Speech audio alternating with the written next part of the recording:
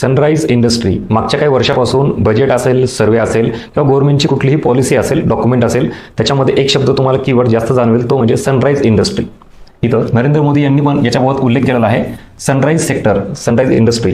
आणि परत तुम्ही वेगवेगळे इनिशिएटिव्ह ज्यावेळेला गव्हर्नमेंटचे बघता तेव्हा सेम डेव्हलपमेंट असेल, इनोव्हेशन असेल किंवा अजून काही इतर कुठल्या गोष्टी असतील त्याच्यामध्ये सेम सनराइज सेक्टरला टार्गेट केलेलं आहे.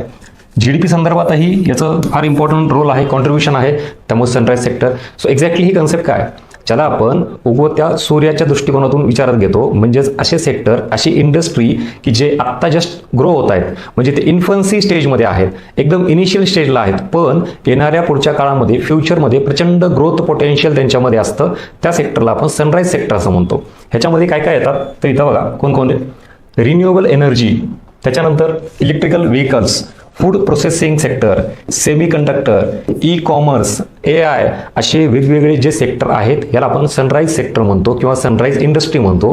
या सगळ्या गोष्टींचा इथं उल्लेख करण्याचा उद्देश हा आहे की आता येणाऱ्या काळामध्ये ज्याला आपण ऑरेंज इकॉनॉमी असं म्हणतो ना, की जे नवीन इनोव्हेशन, टेक्नॉलॉजिकल चेंजेस जे होत आहेत आणि मग ते येणाऱ्या काळामध्ये इकॉनॉमीच्या ग्रोथसाठी खूप जास्त कॉन्ट्रीब्यूट करणार आहेत. आणि regarding GDP contribution, regarding employment contribution, at the same time export म्हणजे ज्याला फॉरेन ट्रेड म्हणतो, मग परकीय चलनाच्या संदर्भात सुद्धा याचा फार मोठा रोल असणार इकॉनॉमीच्या डेव्हलपमेंटमध्ये.